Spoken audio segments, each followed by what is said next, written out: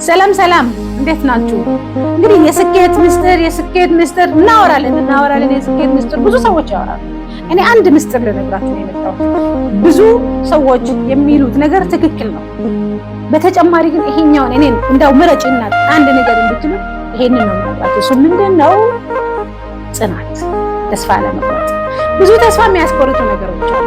ብዙ ድካሙ፣ አለማወቁ፣ ገንዘብ አለመኖሩ፣ ያልተመቻቹ ሁኔታዎች ውስጥ መሆናችን፣ ምን አለፋችሁ ብዙ እንዲህ የሚይዙን ነገሮች አሉ።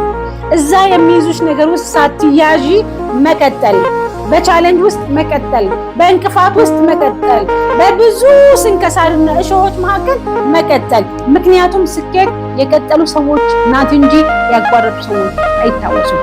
ታሪክ የሚያውሰው፣ ታሪክ የሚዘክረው፣ ታሪክ የሚጽፈው የቀጠሉ ሰዎች፣ ጽናት የጸኑ ሰዎች የነሱ ታሪክ የሚጻፈው። ብዙ ሰዎች ጀምረዋል ከአበበ ቢቂላ ጋር። አበበ ቢቂላ ብቻ ነው ግን የሚታወቀው። ለምን? ስለጸና። በጣም ብዙ ሰዎች የተለያየ ቦታ ላይ ስራ ሰርተዋል፣ ግን አቋረጡ። ያቋረጠ ሰው ምንም ስማርት ቢሆን ምንም እውቀት ቢኖረው ማንም አያስታውሰው። ታሪክ አያስታውስሽ። ታሪክ የሚያስታውስሽ የሚያስታውስሽ ስትጸና ብቻ ነው። ስለዚህ ልብ በል፣ ጽናት ያንተ ኃላፊነት ነው። ያንቺ ስኬት ያንቺ ኃላፊነት ነው። የስኬት ጫፍ